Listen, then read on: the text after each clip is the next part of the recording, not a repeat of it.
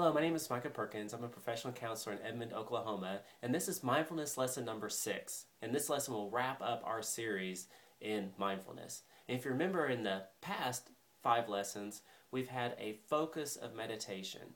So it was something that we focused on in the first lesson. It was mindfulness of breathing. So we focused on the breath and on the sensation of breathing.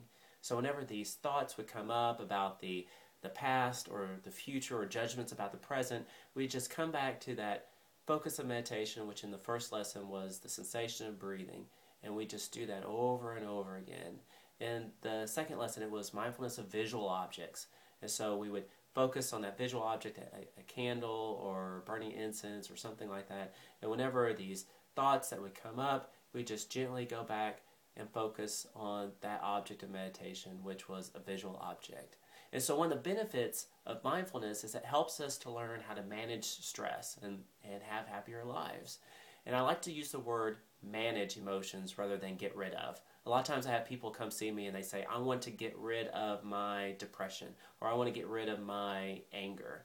And I prefer the word manage because as human beings, we're going to feel emotions. We're not robots. And so there's times that we're going to feel sad. There's times we're going to feel frustrated. There's times we're going to feel worried. But the challenge is how to manage these emotions rather than allowing them just to run rampant and just to consume our lives. And so today's focus of meditation is going to be on emotions. And so there's 2 different ways of doing this. One way is during your sitting practice. So whenever you are sitting, taking that quiet time for yourself, is just to ask yourself, how do I feel? And just to notice that emotion that you're having at that moment. If it's sadness, just to notice that feeling. If it's anger, frustration, just to notice that feeling. As you're doing this practice, there may have already been times when you found yourself feeling a little frustrated that your time period's not up yet. Maybe you'd set the goal of 3 minutes and you're feeling a little frustrated and you look at your watch and it's only been a minute and a half and you're thinking, oh my goodness, I got another minute and a half left. I'm only halfway through.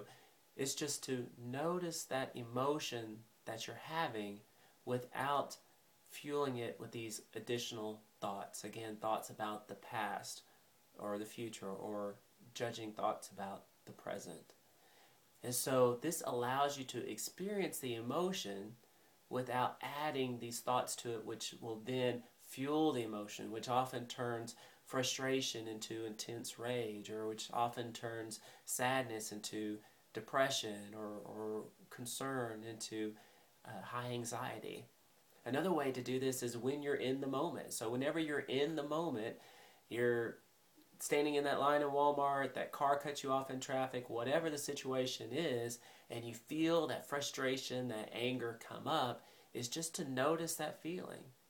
Just to, as the term is, just to sit with that feeling for a minute and just to notice it. And again, not adding these additional thoughts to it which fuel the emotion, but just to notice and sit with it. A lot of times, there's people that may have this underlying belief of, I must not feel a certain feeling. I must not feel angry. I must not feel depressed.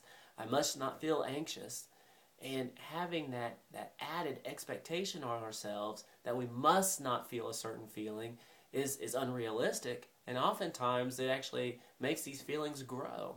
I must not feel angry. And so then when we feel it, then there's that anger at ourselves because we're feeling a feeling we shouldn't be feeling. And so instead being able to accept that I'm going to feel certain ways. And again, sitting with that feeling, noticing that feeling without having all these thoughts that are adding to the feeling. So it's okay to feel a certain feeling, but just to, in this exercise, notice it without having those additional thoughts, those additional stories attached to it. All right, that wraps up our mindfulness series. There are all different types of ways to practice mindfulness, and I've only presented just a handful to you. So I encourage you to continue your practice. Look for other exercises to use to increase your level of mindfulness. And of course, if I can be of service to you in the future, please feel free to email me or call me or come in and see me. All right. Thank you. I've enjoyed doing this series with you.